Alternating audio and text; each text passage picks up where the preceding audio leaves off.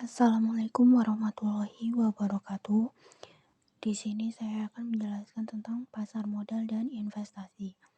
Guna untuk memenuhi nilai tugas mata kuliah pasar modal dan investasi, dosen Bu Titi Haryanti, SEMSI.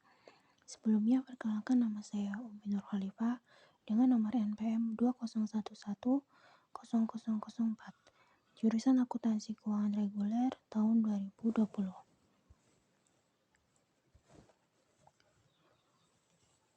Langsung saja kita masuk ke pokok pembahasan.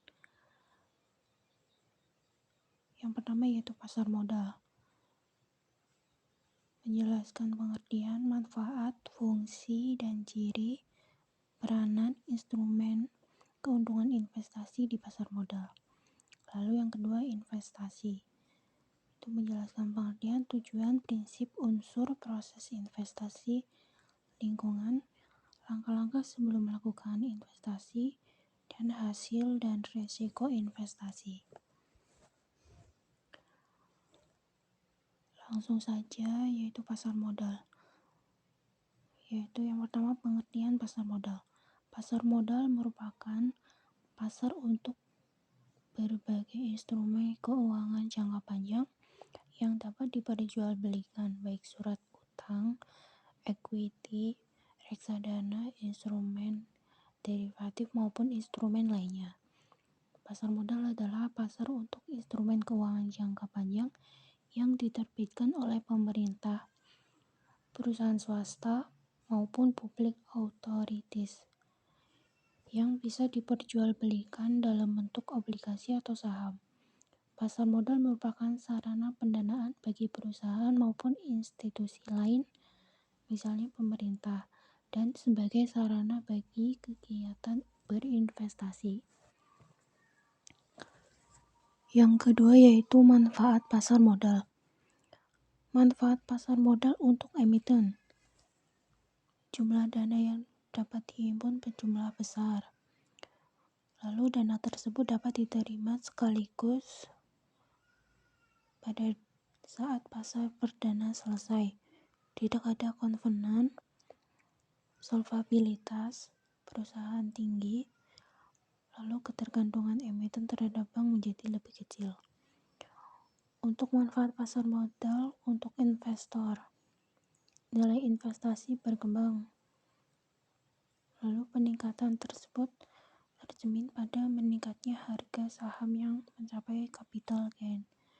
Memperoleh dividen, dapat sekaligus melakukan investasi dalam beberapa instrumen yang mengurangi risiko.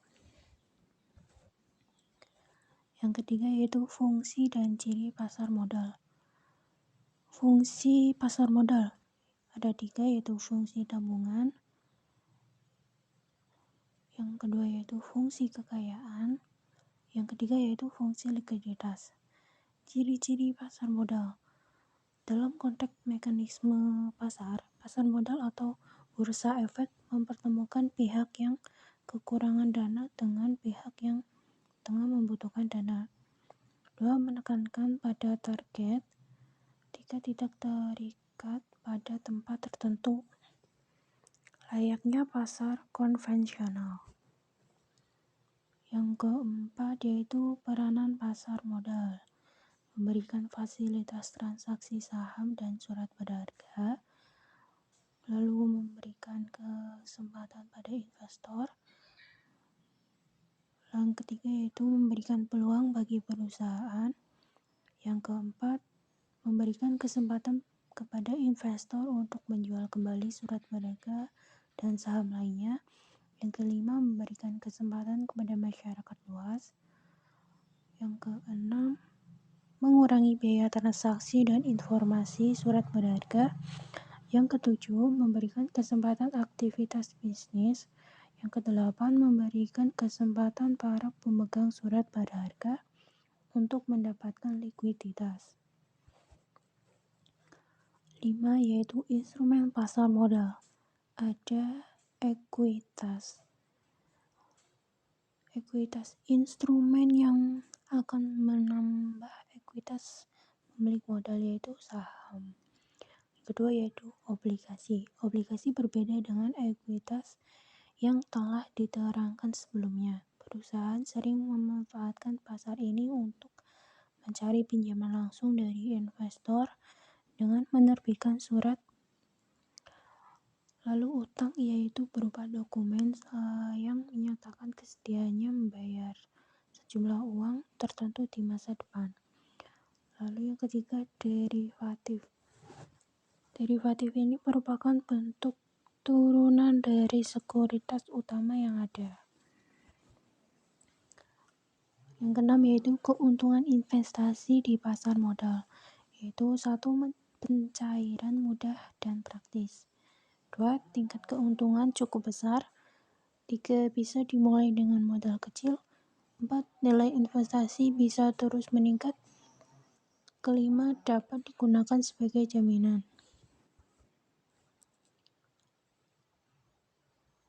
Investasi. Langsung saja masuk pengertian investasi. Investasi adalah komitmen atas sejumlah dana atau sumber daya lainnya yang dilakukan pada saat ini dengan tujuan memperoleh sejumlah keuntungan di masa datang. Menurut Charles tahun 2004. Tujuan investasi dilihat dari durasi investasinya, ada jangka pendek dan jangka panjang. Lalu dilihat dari sisi kebutuhan, untuk memenuhi kebutuhan primer dan sekunder, pendidikan anak, kesehatan, dan spekulasi. Tujuan lainnya yaitu untuk mendapatkan kehidupan yang lebih layak di masa datang. Lalu 2, mengurangi tekanan inflasi. 3, dorongan untuk menghemat pajak. Yang ketiga yaitu prinsip investasi. Ada yang pertama yaitu capital preservation atau perlindungan terhadap modal, yaitu mempertahankan apa yang telah dimiliki. Kedua yaitu mengelola risiko secara aktif. Risiko bersifat kontekstual. Ketiga yaitu membangun model investasi yang disesuaikan profit dan karakternya. Setiap investor memiliki tujuan, kepribadian, pengetahuan, pengalaman, dan kompetensi yang berbeda-beda. Yang keempat, unsur investasi. Menurut Geoffrey tahun 2003 ada 5 unsur, yaitu 1, kebijakan investasi. 2, melakukan analisis sekuritas. 3, membentuk portofolio. Yang keempat, merevisi portofolio. Yang kelima, mengevaluasi kinerja portofolio. 5 yaitu proses investasi ada 5. Menentukan kebijakan investasi, analisis sekuritas, pembentukan portofolio, melakukan revisi portofolio, dan yang terakhir yaitu evaluasi kinerja portofolio. Yang keenam yaitu lingkungan investasi. Ada sekuritas. Sekuritas merupakan secari kertas yang menunjukkan hak pemodal untuk memperoleh bagian dari prospek atau kekayaan organisasi. Yang kedua yaitu pasar sekuritas.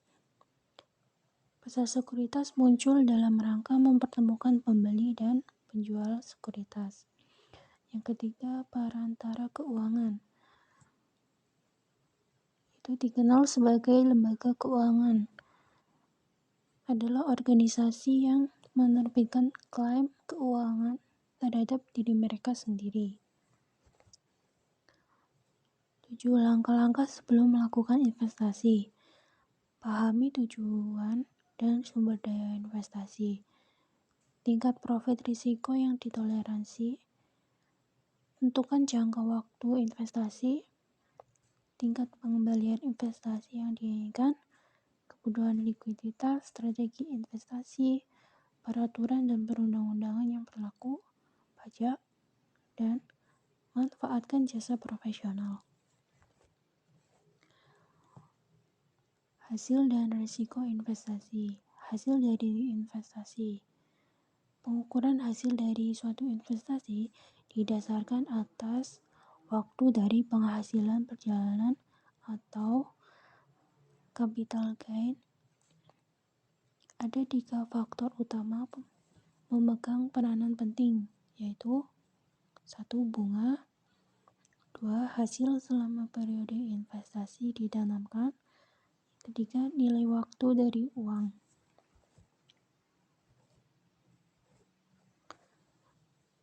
Resiko investasi adalah kemungkinan bahwa hasil nyata dari suatu investasi dapat berbeda dari nilai yang diharapkan. Ada risiko bisnis, ada risiko finansial, ada risiko daya beli, ada risiko suku bunga, ada risiko likuiditas, dan ada risiko pasar.